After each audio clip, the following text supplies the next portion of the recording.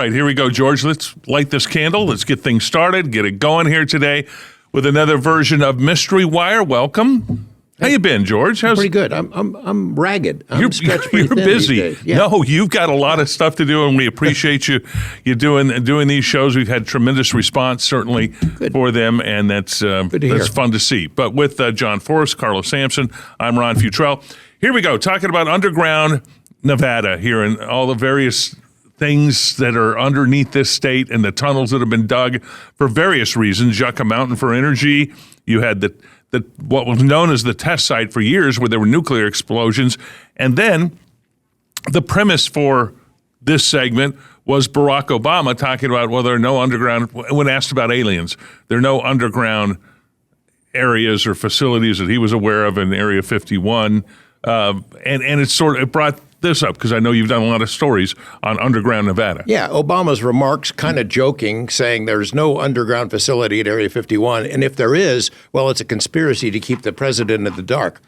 We're not too far from the truth on that. I don't know of all these years I've done stories on Area 51, I never had it confirmed to me that there was something underground facilities there. However, right next door, what used to be called the Nevada Test Site, there's a heck of a lot, maybe more underground facilities than anywhere else in the country. They dug a lot of these tunnels in order to facilitate nuclear tests. Above ground nuclear tests, even though they're underground tunnels, and then later below ground nuclear tests. And I mean, some of these tunnels are so big, I don't know how they were made. I guess some kind of amazing boring machines that went right through solid rock. But there's a heck of a lot of stuff underground Nevada, if not exactly at Area 51, certainly right around that neighborhood. And we've got a new story that you did a few years back on some of those tunnels. So let's take a look at that. We'll talk to you a little bit more about that.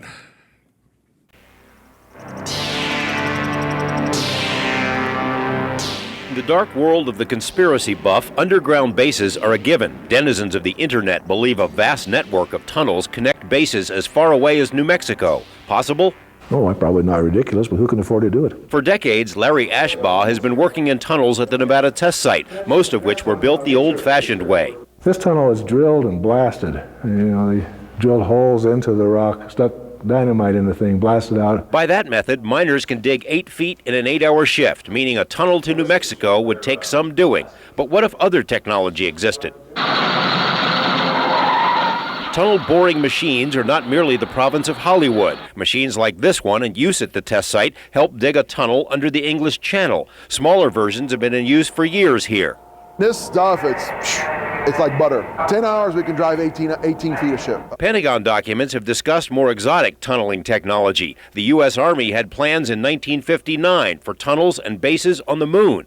Other documents speak of lasers and ray guns that dig tunnels. Far-fetched? The use of lasers for melting rock. Does that work too? It will do that. A ray gun kind of a thing that'll melt rock? I've tried some of those, yes. It literally melts rock. Melts rock, yes. It excavates rock is that it will form a lining for the tunnel as well by melting the rock into a glass-like substance. With such technology, underground bases seem far more doable, and we found such a base at the test site dubbed U-1A. If you've seen the film The X-Files, you may remember a giant air building hiding deadly secrets. A nearly identical structure sits atop U-1A. But the secret stuff is underground, deep underground. An elevator drops nearly 1,000 feet below the surface. Down we travel through solid rock and dirt, and at the bottom, a large facility that spills in many directions. High-tech operations are conducted by dozens of technicians from national labs. In this room, scientists prepare for a subcritical explosion. Elsewhere, miners work to expand the facility. From above, you wouldn't even know it's here. We are doing state-of-the-art work here. This is as state-of-the-art as it gets. These are tools that we've brought in from the laboratories and have adapted them to the underground environment. Some of this work is classified, and personnel here admit there may be other, more secret underground operations that can't be discussed. What's for sure is that this far down, things can get spooky. Oh yeah, you hear the ground sometimes. Spooky? It talks to you. It talks to you? Yeah. All right. Does it get spooky? Sometimes. It all depends if you're alone or with somebody. That was a really cool day when there's a saying, there's never a bad day at the Nevada Test Site. that is doubly true for journalists. You know, I've been out there dozens of times over the years, the 80s and 90s. There was a guy, a colleague of ours, Darwin Morgan, who became the PR guy or the media relations guy for the Department of Energy out there. And later it was Dan Burns. But we would bug him all the time about taking a trip out there. And he arranged for us to go down in this U1A. He goes, there's only one way in and one way out. It's this tiny little cramped elevator, 1,000, 1,200 feet down through solid rock. And the time we were there, they were expanding it, building out a secret lab. So the idea that it's silly to think of secret underground labs and bases and facilities, I've been in one. And I've been in a lot of other places out there at the Nevada test site, pockmarked with all kinds of underground stuff that was, a lot of it dug by these thousands of hard rock miners, many of whom got sick because of their exposure to dust. But they gave their all to create what's out there. It's an amazing place. Do you think Area 51 has tunnels? I don't think so. I mean, Okay. I've heard those stories over the years, but I've never had it confirmed to me. I know that other places near there do have facilities that are underground. Bob Lazar's story was that the base that he saw, the hangars that were built into the side of Papoose Mountain out there, right by Papoose Lake, not really what you'd call an underground base. It was disguised to look like the natural desert environment, not really an underground base. As for the question of aliens, did we ever have any of those? We'll have to do a whole show on that sometime. Well, that one yes, we will indeed on those on that episode. We've done some in the past already, so you'll be able to look back on some of those, and more of those will come in the future. Okay, there's also tunnels being dug into Yucca Mountain. Right. Now, that's a different facility for a different purpose, for energy. At one time, radiation was going to be stored there, but they dug a lot of tunnels in that area as well. Right. They had they made a display of this giant tunnel boring machine before they ever started digging under Yucca Mountain that was going to be the site of high-level nuclear waste. And it was a very controversial issue in Nevada for a long time, but they made a point of showing the world this giant tunnel boring machine. I don't know how it compares to Elon Musk's boring machine. I don't know if you've seen it. It looks very similar. No, I've seen pictures of both, and they look very similar because you mentioned Elon. He's digging tunnels under the Strip and under Las Vegas right now. You can ride in Teslas back and forth underneath some of them right now around the convention center. I know that, in the early days when I was chasing UFOs and all sorts of dark conspiracies, that I would get hit with these stories about what they called these deep underground bases. I think they called them DUMBs, and that these tunnels stretched from Las Vegas to New Mexico to Denver, all over the West. I thought, wow, that would be one hell of a tunnel. I just couldn't imagine how much time and energy and money it would have taken to develop something like that. So I was pretty skeptical. After seeing that interview with the guy who was saying that we could use some kind of ray guns or lasers to melt rock instead of digging away at it, makes me want to dig back into this topic. Well, and we do have a story. The next segment, we're going to talk about this next segment, where you did talk about some of these tunnels. Are they real? Do they exist throughout the western United States? We'll do that when we return to Mystery Wire.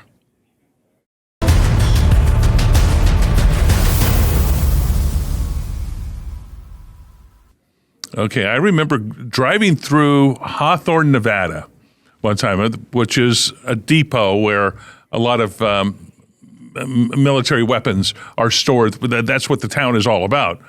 Stopping at a restaurant there, a gas station, something, talking with somebody there, and they said, there is a tunnel that goes from Hawthorne out to the Pacific Ocean.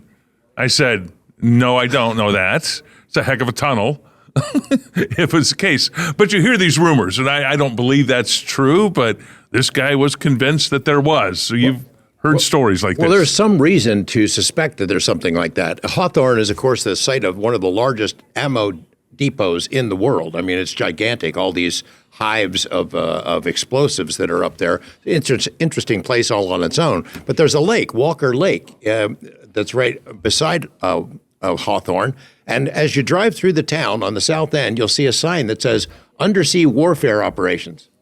And you're thinking, in the middle of the Nevada desert, undersea warfare operations? Who's exactly doing this? And undersea, I have to check the exact wording of the sign, but that's how I remember it. So I start poking around into it, the story, and there are rumors that there is a tunnel that goes from Walker Lake all the way to the Pacific Ocean, which again, that'd be one heck of a tunnel. John Lear was the source of a lot of this, the speculation, and John was a great guy, the late John Lear, but you had to take some of his claims with a grain of salt on occasion. He of the Learjet fame. Yeah. Yes. So now, okay, this story that you did, I mentioned it last segment, but you talked about some of these rumors, these stories about tunnels throughout the West, and I found this gem. So let's watch this story of George a few years ago. I don't understand. Where does all this come from? How do you get funding for something like this? On the big screen and in Nevada folklore, the granddaddy of all underground secrets is, of course, Area 51, where a vast subterranean complex supposedly plunges deep into the Earth's crust, hiding flying saucers and all manner of deadly technology. Tales of underground terror are as old as trolls or goblins or Satan himself. The new repository for folk tales, the Internet, has entire websites devoted to underground secrets. Supposed government maps detail a network of secret tunnels that stretch from Nevada to New Mexico and beyond. That's some tunnel. While it's easy to dismiss some of these ramblings, other stories aren't so quickly explained. In New Mexico, thousands of residents heard for years underground noises that came to be known as the Taos hum, an electronic signal whose source was never uncovered. In Nye County, residents say they've heard noises like an underground railroad. A vibration, a roaring vibration. Something underground? Yeah, because I don't know where it's coming from, but it sounds really weird. The proximity of Nye County to some well-known facilities points a finger of suspicion at the government, and with some justification. The government has been studying underground technologies for decades. Reports obtained through the Freedom of Information Act show that as far back as the 50s, the government planned to build large secret underground facilities for use by the military. Media reports show the Reagan administration spent up to $8 billion on such facilities. Diagrams from these documents also note Nevada was considered a primary location for underground activities. I know some of the things that are out there, George. I'm certainly aware of a lot of the dozens, probably hundreds of miles of tunnels and shafts. Whiteman is president of the American Underground Association. He also works as an engineer on the miles of tunnels being dug into Yucca Mountain by one of the world's largest tunneling rigs. But how many secrets are kept in underground Nevada? I couldn't guess what else might be out there. Certainly defense, the Department of Defense over the years has built a lot of underground facilities. The Departments of Defense and Energy don't mind talking about some of these facilities. They even took us on a tour of a few tunnels that seemingly stretch on forever, with their own railroads, passing by busy labs and ominous signs. Oh, I think this tunnel's probably 5 miles of tunnel in here, underground here. It took a while to build this one. Yeah. That's a lot of 5 miles. Yeah. Okay. I mean, a tunnel that's long enough that it needs its own railroad, that's a big, long tunnel. And they got a bunch of them out there. What was the experience like back then? This is 1999, by the way, those stories, the two that you've seen so far as well. You did those stories, almost 30 years ago now. Yeah, I've been out there dozens of times, but that with the help of Darwin Morgan in that stretch of time there, it was amazing just to be able to see it, where history was made, where the Cold War was won, all the lives that were put into creating those tunnels, and the weapons system that hopefully we will never have to use, but it was amazing to see it. We got to go on trips, archaeological sort of trips, with the Department of Energy to try to find some of the sites that had been lost to history. That's a Yucca Flat out there. It'd be nice to have a couple of pieces of those trees, wouldn't it, Ron? Those trees. If somebody were to carry one of those out of there, I would never do something like that. You wouldn't, no. But they got blown up out there during some of the nuclear tests that they were doing during the Cold War here in Nevada, and blowing things up like that forest. Those trees were brought in from Mount Charleston, cut down and then put into concrete, and that's the atomic cannon. Okay. That's the only time it was ever shot. And we went on a mission with the Department of Energy and Darwin Morgan to find the site where it was shot from, and we did. We found it. So any day out there was a cool day. They've done so much stuff over the years that the public doesn't know about. Stuff that even the Department of Energy, the AEC, forgot about because they didn't write it down. So we were with them on one trip where they found an underground facility that had been covered up with dirt, and they forgot it was there. They had radio equipment and mannequins. There are all kinds of course, other facilities that have been built, bunkers to survive nuclear weapons, the survival of government kind of facilities back east near Washington. That's Darwin there walking along with us. With you, yes. And the other parts of the test site have been used for all kinds of things. Toxic substances, dangerous substances. We were in Area 12 for a trip one time. They built a bioweapons lab using off the cuff kind of things that you could buy in a store to make a lab that would make these biological weapons to see if we'd be able to detect it from space. Like I said, never a bad day out at the Nevada test site.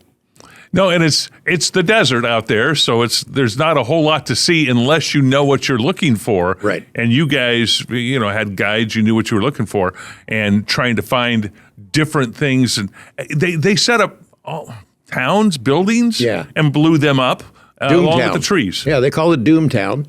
A lot of people have used that in TV shows and movies. I think one of the Indiana Jones movies was set out there, and he survived a nuclear blast by riding in a refrigerator. Oh, I don't think it would fare all that well in a real nuclear blast, but it's an amazing place. And like I said, I give the folks out there and at Area 51 credit for winning the Cold War. And every time I go out to a test site, we get a warning from the DOE guys. Don't look that way. Don't look out to the east. Oh. When you're passing this road, there's a road inside the test site that goes to Area 51. There's a gate there, and not many people know about it. But it is another way to get into that facility that no one wants to talk about. That we're not sure even exists. Yeah, that's what I heard. Yeah. So, okay, more to come. Underground Nevada when we return to Mystery Wire.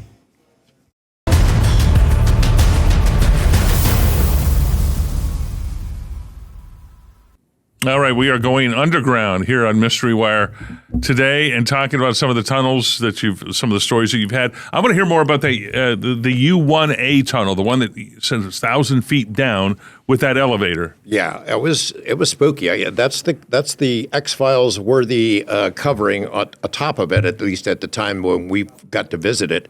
And right in the middle of that in that facility is this elevator shaft that goes right down.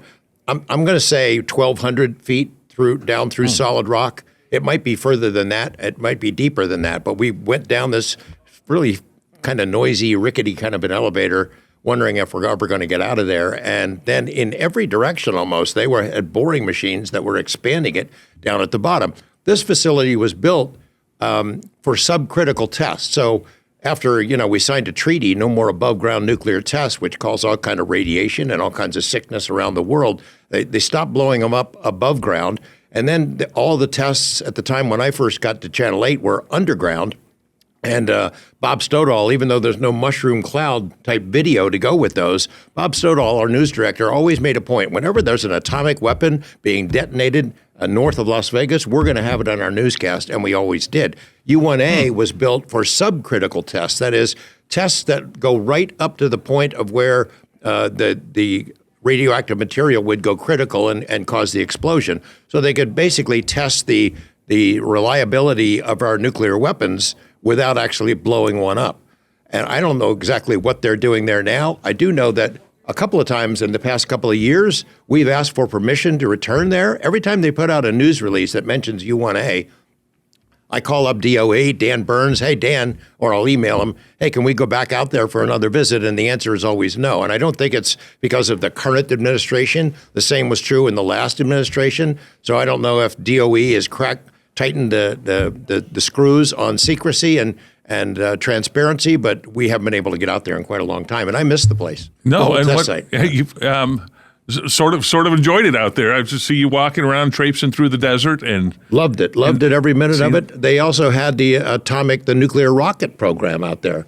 We went out just to do a story about John F. Kennedy, the anniversary of when JFK visited the test site in the early 60s, before his assassination. He wanted to see the atomic rocket facility, which even today, all these 50 years later, is gleaming and beautiful. And you can imagine if we had stuck with that program way back when, we might already have facilities on Mars. They have facilities, as I said, Area 12, where they built this simulated bioweapons labs. In that other story, in the last segment, we heard people around the country talking about things that they hear underground.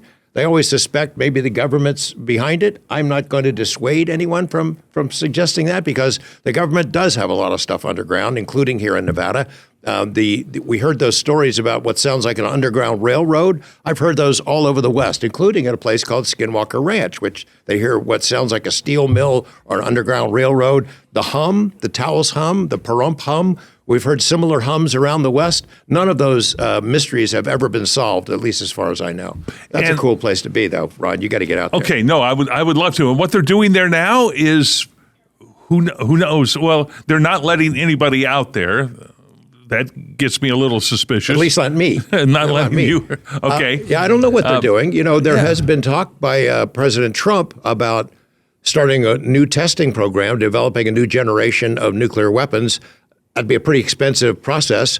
But if or when it happens, the Nevada test site, or what used to be called the test site, the Nevada National Security Site, would almost certainly be involved. And I would hope they'd let some curious media people go out there. No, that would be interesting to check it out. And as far as you know, the tunnels, Yucca Mountain, still, they've dug a lot of tunnels into that mountain to store radiation at one point, but that is not happening now. So the tunnels are just there. It's kind of sitting there. Yeah, I visited Yucca Mountain one time before the tunnels were built, when they were still getting ready to go ahead and start digging into it. And they spent so many millions of dollars on that facility as a potential site for nuclear waste, high-level nuclear waste. I think most of that waste, it never happened. Most of that waste is now on site at nuclear power plants where it is generated. But eventually, I think our country is going to have to come up with a solution for that. For that, yes. Got to store it somewhere. It's radioactive. So it's it's very bad stuff. Yeah. It's valuable in that sense, but it's dangerous as well. Okay, so you've been reporting on some of these things for long time, half a century. Yeah, here. You could tell I had brown hair and a couple of those things. Long time here in Las Vegas. Where can people find more of this information, this stuff? We're loading a lot of it up to Mystery Wire. I know it seems like UFOs is the central topic for us, but we're expanding the vision of what kind of mysteries we want to cover on the site. So we're going to be putting up a lot of the raw video that Matt Adams and I and Eric Sorensen over the years have recorded but never used in any of these stories. Some of the news reports that we put together that were seen once back in the dawn of time in the 70s, 80s, 90s that we're going to be putting up there. So if you're interested in the Nevada test site and what goes on out there and underground facilities and underground labs, we're going to be putting a lot of that on the website and Mystery Wire, and hope people will check that out.